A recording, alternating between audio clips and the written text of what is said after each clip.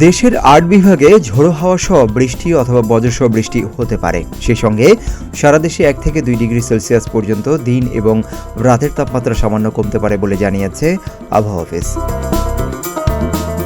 আবহাওয়ার পূর্বাভাসে এসব তথ্য জানানো হয়েছে।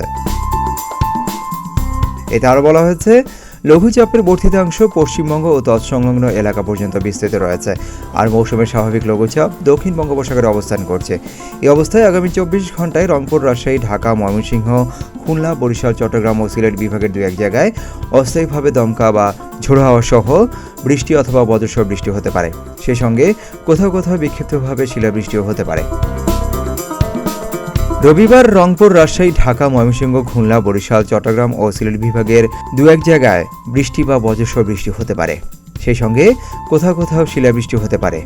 আর সারা দেশে দিনের তাপমাত্রা সামান্য কমতে পারে এবং রাতের তাপমাত্রা প্রায় অপরিবর্তিত থাকতে পারে।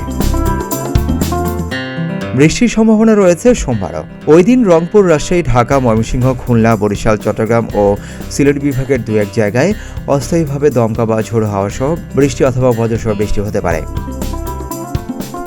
সেই সঙ্গে কোথাও কোথাও বিক্ষিপ্তভাবে শিলাবৃষ্টি হতে পারে। তবে এই সময় সারা দেশে দিন এবং রাতের তাপমাত্রা সামান্য বাড়তে পারে।